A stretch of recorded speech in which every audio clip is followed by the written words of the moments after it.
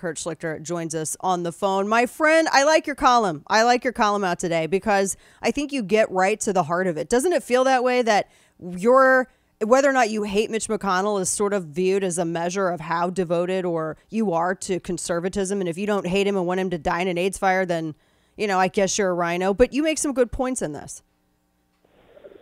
Well, look, thanks for having me, Dana. Yeah, look, Mitch drives me up the wall. He's an establishment guy. He's annoying. He played along with the whole insurrection nonsense. I mean, it really bothers me. He bothers a lot of people. But on the other hand, we'd have Merrick Garland on the Supreme Court if he did not have an iron will. And he's gotten, he got Kavanaugh through. He got Coney Barrett through fast. This guy has done a lot of great things, but he's also very, very annoying. So, I mean, we have to have a little nuance here, and we have to decide whether this guy's worth it. Because I think right now, he's like 112 years old. I mean, you had him on, he sounded like Foghorn Leghorn. I think, he may be losing a step. And to me, politicians are fungible. It's like, okay, you did some great stuff. Mm-hmm. What else you got? Mm-hmm. Does he still have what we need? Is he still that parliamentary street fighter? That's a great way to put it. The parliamentary street fighter. We're talking with Kurt Schlichter. Because that's it. I mean, that's it. I mean, you mentioned Merrick Garland. I mean, Mitch McConnell held the line on that and told Merrick Garland to go pound sand. We could have had that toady sitting on the Supreme Court. Instead, we got 3 conservative justices. We got a ton of Trump appointees to all these different federal courts. I mean, he is really cunning, sometimes, though, even to his own base. He really is. And he's such a mix of capabilities and failure. It's a mixed bag in a way, for lack of a better word. Is there anybody in the Senate? Because when people talk about Senate leadership, I'm like, well, who do you have to replace? Because you have to have somebody as good as him. Who do we have? Bingo. Who is the guy? If you hate Mitch McConnell, fine. He frustrates me too.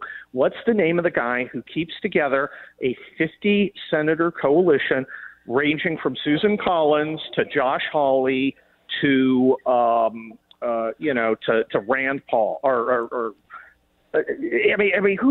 who's the guy who can do that? And people kind of like, well, Ted Cruz. And I'm like, no, Ted Cruz can do a lot of things. Making friends ain't one of them. Not him. Yeah, he wouldn't be able to do that. With Cornyn, everyone talks about him. You call him John Fredo Cornyn. Yeah, look, he wants that job so bad he can taste it. But after the whole gun sellout, which he was proud of. Yeah. He doesn't have the iron will, and I think this was I think it was kind of a test run to see if he was up to it, and he's not.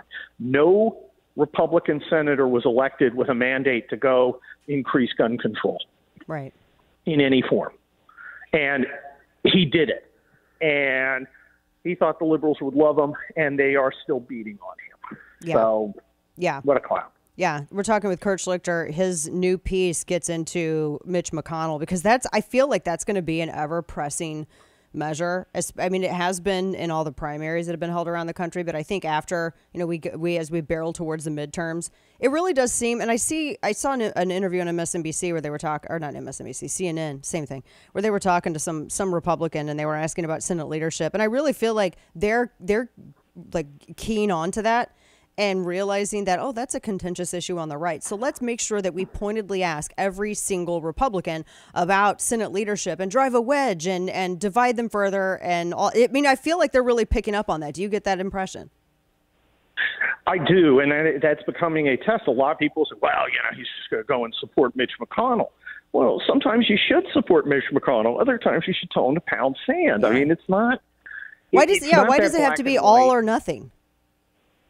Exactly. He's outstanding on most issues much of the time. On other issues, not so much. I mean, went along with the gun control compromise. I don't understand it. I don't see why he did it. I think that's one of the mistakes he's made lately. And, of course, getting played by Manchin and Schumer. I mean, how dumb do you have to be to get played by Chuck Schumer? Yeah. I mean, it's actually embarrassing. And there was a time when people would be afraid to cross him like that. Yes, that's a really good point, because he can get involved and be mean in some of this stuff for sure. Oh yeah, we're talking with Kurt Schlichter, who has a great piece in Townhall, is Cocaine Mitch Blowing It. And then, of course, you can't forget the book that he has out, the Fall and Rise of America Will Be Back, which is a great optimistic book about what we can do to kind of get our ducks back in order. Let me ask you this, getting sort of related to this. Do you think that as we get into 2024, everybody's keeping their powder dry? I've noticed this. Like, Trump's not saying nothing. DeSantis isn't saying nothing. Everybody in the Republican Party is kind of dancing around these two. Get out your crystal ball and tell me what you see. Well, look, I think for DeSantis, his actions are speaking louder than words. Today, he went and fired a Soros prosecutor. Mm-hmm. I mean, he's doing stuff but not saying stuff, and I think that's a powerful strategy, and I think that's why people are very interested in it. People are tired of being promised things. One of Trump's great things was, promises made, promises kept. Mm-hmm. If he either kept the promise or tried to. With DeSantis, he's not really making any promises. He's just doing stuff, and I think the base is going to the base is reacting positively to both, because McConnell kind of exemplifies the other thing, where you get a lot of big talk about fighting CRT and fighting gun control and everything, and then when you have the chance, maybe they back off, maybe they make some compromises, maybe they do what the donors want instead of the base. Yeah. Do you think that the McConnell thing, last question for you, talking with Kurt Schlichter, do you think the McConnell thing is going to be applied as like a litmus test to DeSantis at some point, and could that even hurt him? I think Trump will definitely do that. I think Trump is very worried about DeSantis, as he should be, because DeSantis provides DeSantis provides some stuff that Trump does not. And I think Trump, who famously despises McConnell and vice versa, will attempt to link DeSantis and McConnell. But it's a much deeper discussion. But I think I know, Trump's right? Yeah, it's a tough one. It's a tough one because I'll say this, Kurt, that we are very lucky that we have such a healthy bench. Are we not? Yes. Oh my gosh! Bench. Imagine if we were the Democrats. Here's Kamala. Jeez. And Gavin Newsom. Don't forget him. Golly.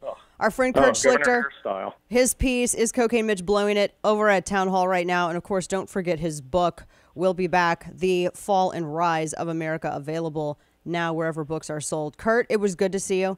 And I know you're in town this week. It's good to see you. I hope your book is going great. I know you're still doing the book tour. Congratulations on all your success with that. And we'll talk with you again soon, my friend. Well, I appreciate it. I'm running myself ragged here at CPAC. Yeah, you are, indeed. But thanks a lot. Great to talk. Of course.